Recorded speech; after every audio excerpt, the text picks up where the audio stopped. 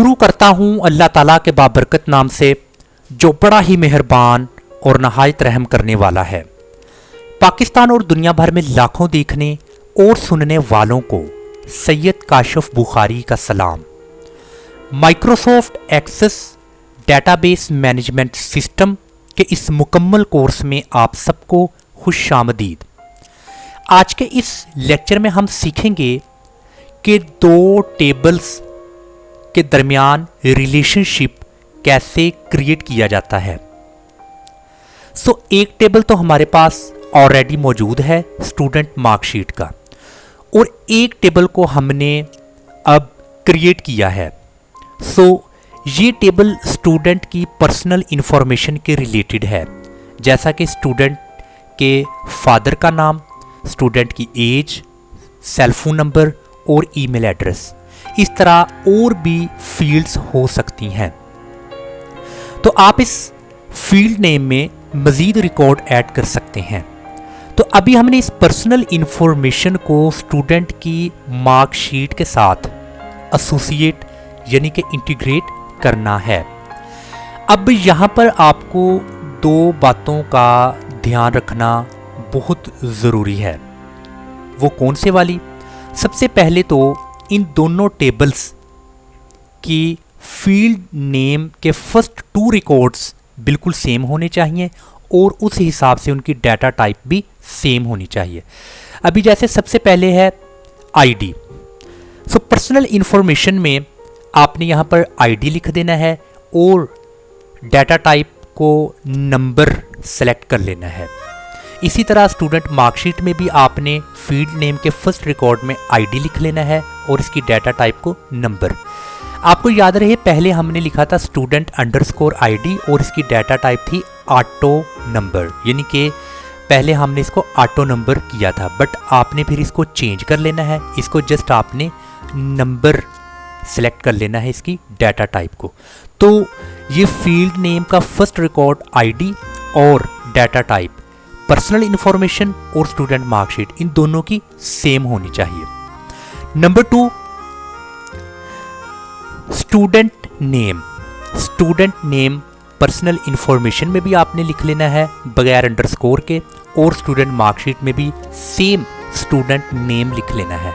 ये दोनों रिकॉर्ड बिल्कुल सेम होने चाहिए, स्पेलिंग के लिहाज से और फील्ड नेम के लिहाज से। इसी तरह इन दोनों की डाटा टाइप भी सेम होनी चाहिए। अब ये जो दोनों टेबल्स में एक रिलेशनशिप हम क्रिएट करने जा रहे हैं, होता तो कुछ यूँ है कि जब डेटाबेस को स्टार्टिंग में डिज़ाइन किया जाता है, उसी वक्त हम इस पर्सनल इंफॉर्मेशन के टेबल को या किसी और टेबल को उसके जो प्राइमरी टेबल होता है उसके साथ एसोसिएट कर देते हैं। और मैंने लास्ट टाइम आपको यही बताया था कि शुरू में मैंने प्राइमरी की का इस्तेमाल इसलिए नहीं किया क्योंकि वो आपका बिगनर लेवल था। अगर मैं स्टार्टिंग में करता तो आपके लिए थोड़ी सी मुश्किल या दिक्कत हो सकती थी कॉन्सेप्ट को समझने के हवाला से।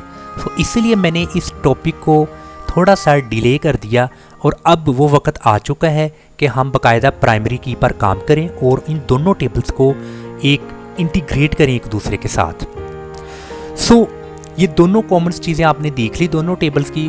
और दूसरी कॉमन चीज़ क्या है कि आपने जो स्टूडेंट नेम लिखा है इसको आपने यहाँ पर प्राइमरी की यहाँ पर दे देनी है, यानी कि आपने सेकंड जो आपका रिकॉर्ड है इसको आपने सेलेक्ट कर लेना है, जिसको हम रो कहते हैं। सेलेक्ट करने के साथ आपने यहाँ पर डिज़ाइन टैब में प्राइमरी की को क्लिक कर देना है। इसी तरह आपने पर्सनल इंफॉर्मेशन में भी जो आपका सेकंड रिकॉर्ड है स्टूडेंट नेम का, आपने इसको सिलेक्ट करके प्राइमरी की को क्लिक करना है। तो अब आप देखें कि इन दोनों के सेकंड रिकॉर्ड में ये प्राइमरी की यहाँ पर आप देख सकते हैं लग चुकी है। ये दो इम्पोर्टेंट चीज़ें आपको बताना बहुत ज़रूरी थी। आपने स्टूडेंट की पर्सनल इंफॉर्मेशन का एक टेबल डिज़ाइन कर लेना है।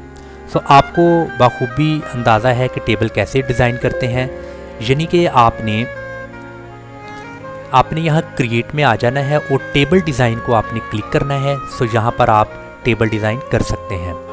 ID, student name, father name, cell phone number, उसकी एज, उसका ईमेल एड्रेस वगैरह। इस तरीके से हमने पर्सनल इन्फॉर्मेशन का टेबल डिज़ाइन किया है। सो अब आपने डेटाबेस टूल्स के इस टैब में आ जाना है और रिलेशनशिप्स के इस बेहतरीन ऑप्शन को आपने क्लिक कर देना है।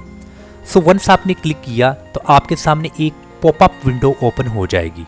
सो आपने यहाँ पर वो 2 टेबल्स का इंतखाब कर लेना है जिनके दरमियान आप एक रिलेशनशिप कायम करना चाहते हैं।